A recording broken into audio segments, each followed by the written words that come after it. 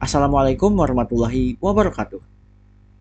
Pada video kali ini saya akan mempresentasikan tugas akhir saya di mata kuliah Artificial Intelligence dan Data Analis dengan dosen pengampu Bapak Dr. Muhammad Ridwan Yuda Negara, SPD, MPD.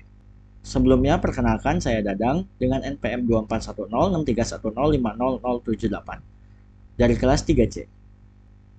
Tugas akhir saya berjudul Analisis Pola Perkembangan Human Development Index Global menggunakan Participal Component Analysis.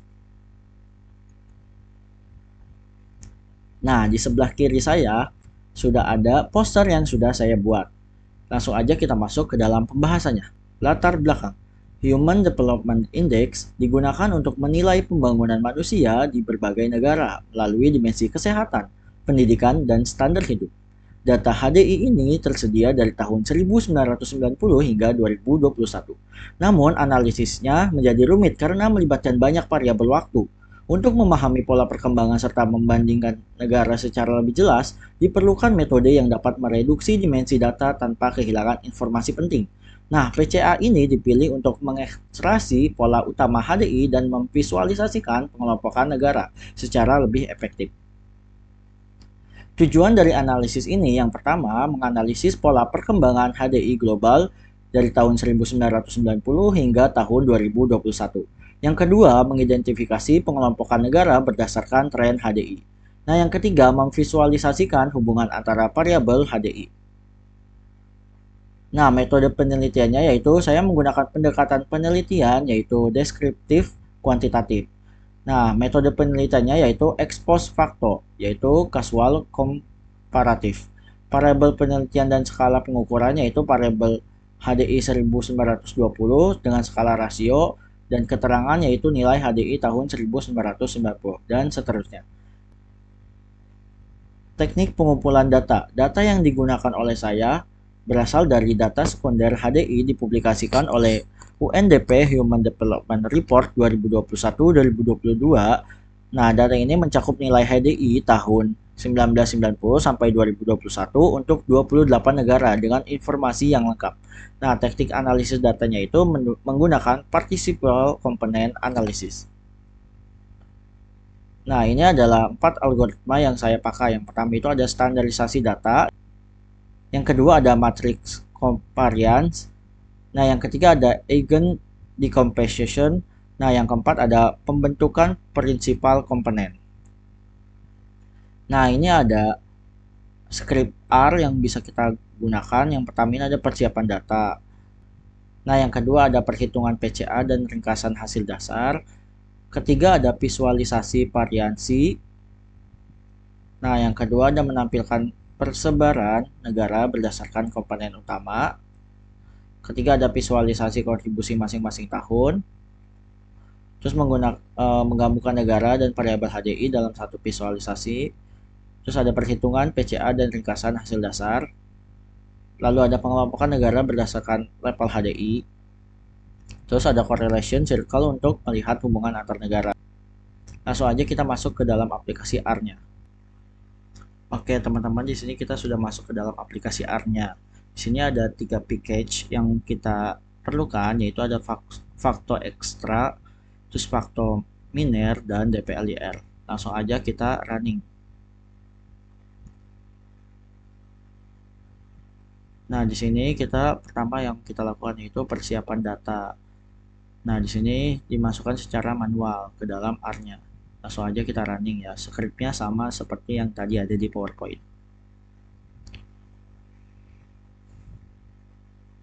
Nah, di sini datanya udah keluar nih di konsolnya.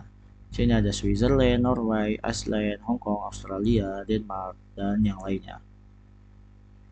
Langsung kita ke yang pertama itu ada perhitungan PCA dan ringkasan hasil dasar.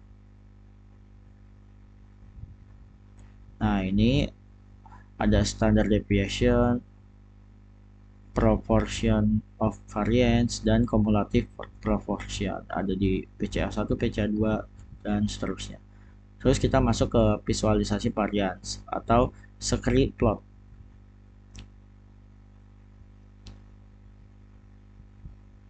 Nah, di sini sudah keluar outputnya. Nah, di script plot ini menunjukkan seberapa besar variasi data yang dapat dijelaskan oleh setiap komponen utama. Itu ada PC1, dia menjelaskan sekitar 81,8% varians, menjadikannya komponen yang paling penting dalam merangkum struktur data. Di PCA2 ini menambah sekitar 13,4%, sehingga dua komponen pertama sudah mencakup lebih dari 95% kurang lebih informasi total. Jadi komponen-komponen berikutnya seperti 3, 4, dan 5 itu hanya menjelaskan varians yang sangat kecil dan tidak memberikan kontribusi signifikan. Dengan demikian, data HDI sebenarnya dapat direduksi secara efektif menjadi dua dimensi tanpa kehilangan informasi penting. Oke, kita lanjut ke menampilkan persebaran negara berdasarkan komponen utama.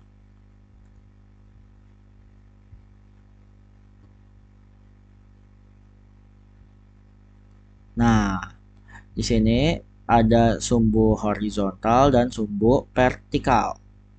Nah, sumbu horizontal ini itu sama dengan dimensi 1 atau PC1, yaitu mewakili tingkat dan kestabilan pertumbuhan HDI.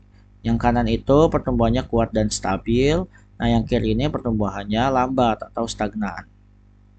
Terus kalau sumbu vertikal ini mewakili dimensi 2 atau PC2, yaitu mewakili perubahan pola pertumbuhan HDI. Kalau atas itu sempat ada percepatan. Nah, kalau di bawah itu sempat ada perlambatan. Terus interpretasi posisi negara. Kalau kanan atas itu pertumbuhan HDI-nya kuat dan cepat. Itu ada Singapura, Ireland. Nah, kalau kanan bawah itu HDI-nya tinggi tapi pernah stagnan juga. Itu ada Italia, terus ada Spain. Nah, kalau di kiri atas itu HDI-nya sudah tinggi tapi pertumbuhannya halus. Itu ada kayak Norway, Switzerland. Nah, terus di kiri bawah ini dia tuh stagnan lebih lama. Nah, itu ada US, Kanada, dan yang lainnya. Oke, next kita ke visualisasi kontribusi masing-masing tahun terhadap komponen utama.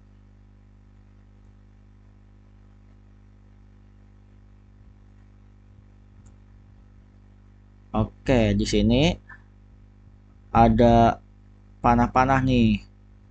Beda dari yang sebelumnya. Kalau sebelum kan ada plot-plot, ada titik-titik. Nah, kalau ini panah-panah. Nah, di sini tuh semakin panjang panahnya, maka semakin besar kontribusinya. Nah, kalau di gambar ini tuh semua panah kurang lebih sama panjang ya. Berarti semua tahun hampir sama pentingnya dalam membentuk komponen PCA. Jadi tidak ada tahun tuh yang paling dominan gitulah. Nah, terus arah panah menunjukkan hubungan antar tahun. Tahun-tahun yang arahnya mirip atau berdekatan itu HDI-nya antar tahun sangat berkorelasi. Ini wajar karena HDI tiap tahun saling berhubungan.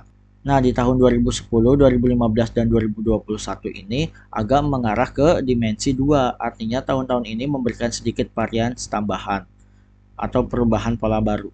Terus yang tahun 1990 sama tahun 2000 ini lebih mengarah ke bawah. Mereka lebih punya kontribusi ke dimensi 2 tapi arahnya negatif. Ini biasanya karena nilai awal HDI tahun awal berbeda polanya dengan tahun-tahun akhir. Nah, di sini semua panah tuh mengarah ke kiri, nilai dimensi 1 negatif. Maknanya, seluruh tahun HDI punya hubungan kuat dengan dimensi 1 dan sifatnya mirip.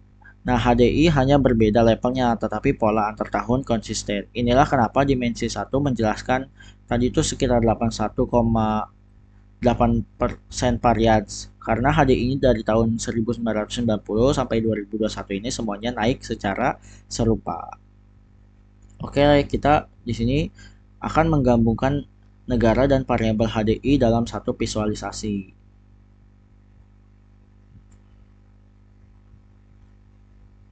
Nah, outputnya seperti ini. Gabungan dari kedua script yang tadi sudah kita run. Ini ada negara sama HDI-nya muncul di output ini dan marknya itu sama seperti tadi. Oke, kita next kita menghitung eigen value dan variance explain.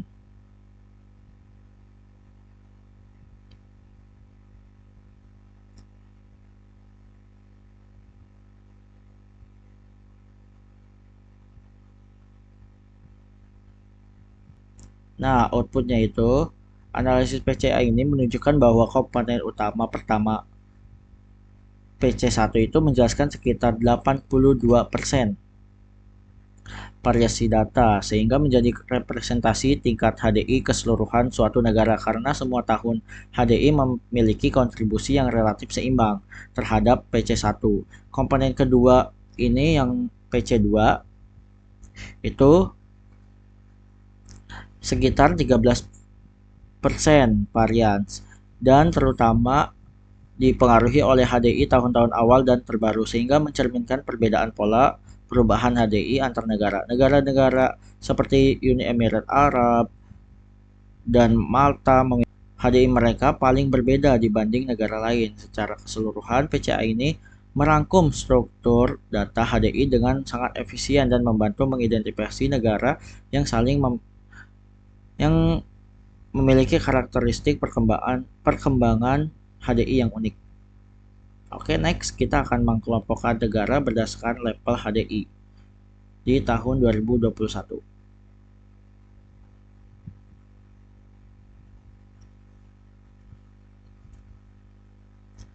Nah, di sini output PCA ini menunjukkan bahwa negara dengan tingkat HDI pada tahun 2021 ini cenderung berkumpul dalam klaster yang berdekatan.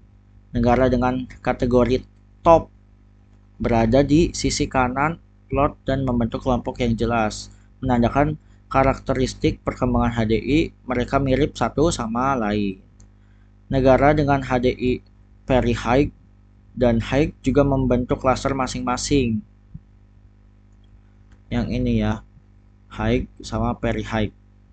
Nah, secara keseluruhan, plot ini memberikan bahwa PCA mampu memisahkan negara berdasarkan tingkat pembangunan manusia, di mana arah sumbu PC1 terutama membedakan level HDI, sementara PC2 menangkap variasi tambahan antar negara dan kelompok yang sama.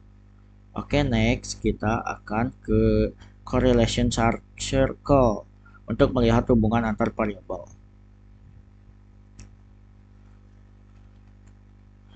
Nah, output dari correlation circle ini sudah keluar. Ini menunjukkan hubungan antar variabel HDI dari tahun ke tahun, di mana semua panah mengarah hampir pada arah yang sama dan sangat dekat satu sama lain, seperti yang tadi sudah kita jelaskan ya. Hal ini berarti bahwa nilai HDI dari 1990 hingga 2021 memiliki korelasi yang sangat tinggi, sehingga seluruh variabel bergerak secara konsisten dan menggambarkan tren pembangunan manusia yang stabil dari waktu ke waktu. Panjang panah yang mendekati radius lingkaran menunjukkan bahwa variabel ini memiliki kontribusi kuat terhadap komponen utama pertama, sehingga PCA efektif merangkum informasi dari semua tahun HDI secara seragam. Nah, dari analisis ini kita mendapatkan hasil penelitian yaitu analisis PCA menunjukkan bahwa dua komponen utama yaitu PC1 dan PC2 mampu menjelaskan kurang lebih sekitar 95% variasi data HDI.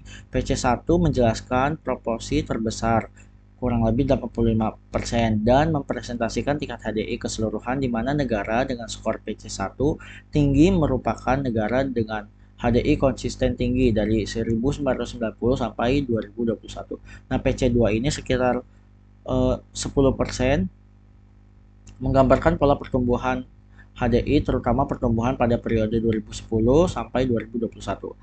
Hasil visualisasi biplot dan clustering menunjukkan adanya 3 kelompok negara berdasarkan pola HDI, yaitu ada negara very high, terus high, dan medium. Variabel HDI tahun 2021 memiliki kontribusi paling kuat dalam membedakan negara. Temuan ini menegaskan bahwa perbedaan dan bahwa perbedaan pembangunan manusia paling terlihat pada periode terbaru, sementara negara-negara maju menunjukkan bahwa konvergensi dan negara berkembang masih menunjukkan variasi besar. Jadi kesimpulannya, PCA berhasil mereduksi 5 variabel HDI menjadi 2 komponen utama yang menjelaskan lebih kurang 95% variasi data. Nah, PC1 menggambarkan tingkat HDI keseluruhan, sedangkan PC2 menunjukkan pola pertumbuhan HDI antar periode. Analisis menghasilkan 3 klaster negara berdasarkan pola perkembangan HDI. Itu tadi ada very high, high, dan medium. Tahun 2021 ini menjadi variabel yang paling menentukan perbedaan antar negara. PCA memudahkan pemahaman pola pembangunan jangka panjang secara lebih jelas dan terstruktur. Nah, adapun implikasinya itu bagi pemerintah, hasil PCA ini memberikan gambaran jelas mengenai posisi suatu negara dalam pola pembangunan global. Informasi ini dapat membantu pemerintah melihat area pembangunan mana yang masih tertinggal, terus menentukan prioritas kebijakan, serta melakukan perbandingan dengan negara lain dalam klaster yang sama. Dengan demikian, strategi pembangunan dapat disusun lebih terarah dan berbasis data. Nah, bagi peneliti, PCA terbukti efektif dalam menyederhanakan data HDI yang multidimensi, sehingga memudahkan identifikasi pola tren dan perbedaan antar negara. Metode ini dapat menjadi rujukan bagi peneliti selanjutnya yang membutuhkan analisis pengurangan dimensi atau eksplorasi pola indeks pembangunan lainnya. Nah, bagi lembaga internasional, informasi klaster negara membantu organisasi lebih